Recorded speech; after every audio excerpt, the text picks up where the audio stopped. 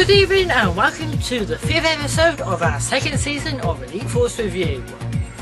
We're going to get stuck straight in with this week's episode with a review from Luke, but first, still to come on today's programme, we have the roundup of this week's news, your outlook for next week, and a few other bits and pieces.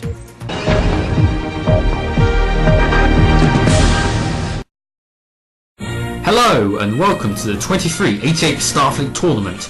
I'm the Doctor, your commentator for this year's events, where special teams from across the Federation are set at each other's throats to compete for the prestigious award of 2388 Starfleet Champions. This year we have teams from Earth, Vulcan, Andor, Belarus, Bajor, Soria, and for the first time straight from the neutral zone, the best the Romulans and the Klingons have to show.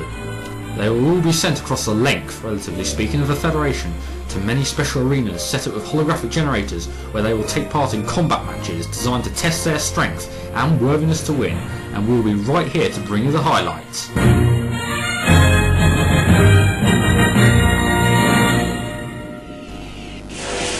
And here we are on the moon of Saturn, and the players are already off. As you can see, this is a custom-built arena for the Starfleet tournament, and already combat has started. This is a multi-level map. It's humans versus the Saurians, I believe. A lot of new weapons, as you can see there. A member of the blue team using a transporter booth. Oh, and here's the red team. That's a Vulcan weapon. Very effective at disrupting someone's psyche, apparently. Here in the Starfleet tournament, starship crews from the different races are picked against each other to see who is the best in Starfleet. That's why they call it Starfleet Tournament for some reason. And we've changed maps. Here we are at another arena. Seems no one's found the underground passage yet. This is a bigger arena set on the moon of Titan. And here are some of the weapons that the players of Starfleet Tournament can get their grubby little mitts on. Compound grenade launcher. Oh, there's a classic. Tetrion pulse rifle. Photon burst. Phaser welder. The tournament is held in many arenas across the Federation. Here's a interior Star 1. Very bloody by the looks of it. A lot of close quarters. I like that weapon. That plasma rifle. Love it. Oh, he's dead. Except he's not dead, he'll respawn, that's alright. And here we have one of the tournament's more unusual arenas, a couple of hovering star bases over a planet.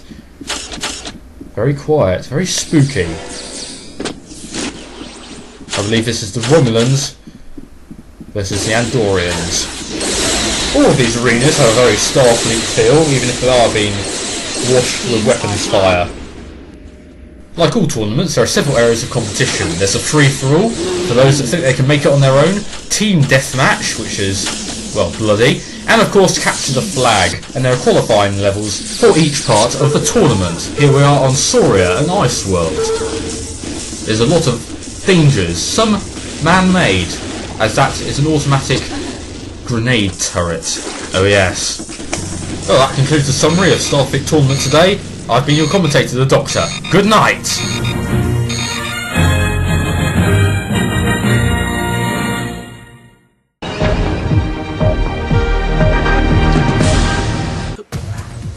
The news this week. Forefront was saved. It's amazing.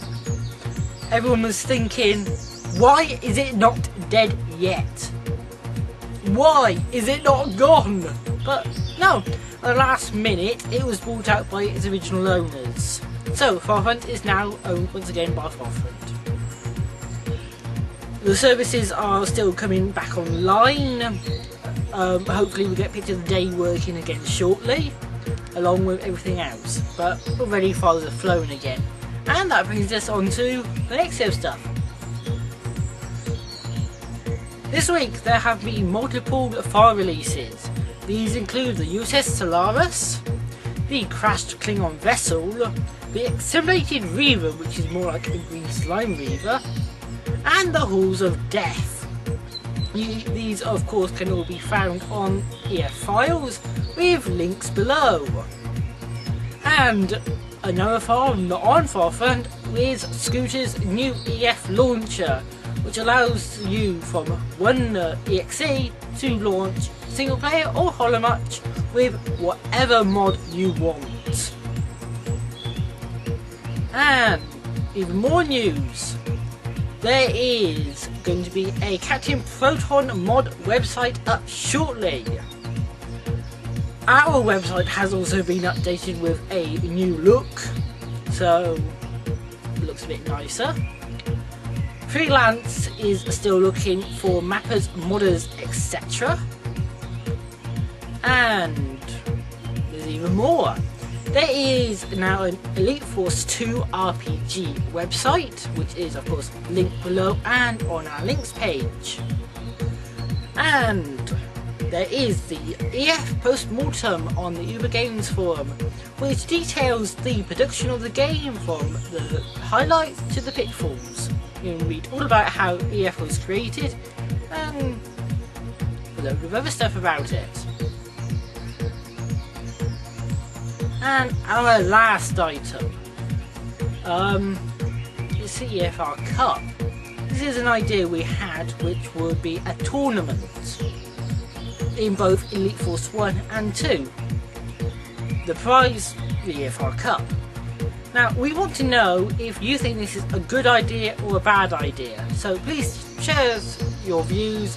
You can do so on the poll, telling us whether you like the idea, you don't like the idea, or you might think it's a good idea or not, you're undecided yet. I'm not sure which. So, that's the news this week. Up next, your outlook for next week.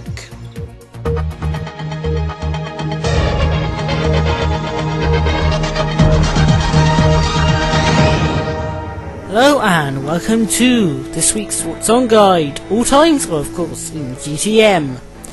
The week of course starts on Tuesday at 7 PM with Star Trek Unity from STO-RP. Then we continue on Friday at 7 with Station Omega, followed by Stargate Atlantis at 8, or you can flick over to Excelsior F if you don't want that. Saturday we've got 2 RPs because Voyager is back, and if you don't want Voyager you've got the choice of Frontlines from UFP. Sunday kicks off at 6 with Schisms. 7 we have A Nine Horizons. Alternatively there's the Holofed SRP, and then at 8 we have First Steps. That's this week, and you will of course find all this information at efreview.net/whatson.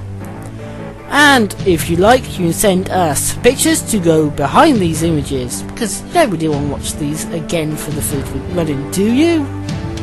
That's this week's What's On Guide.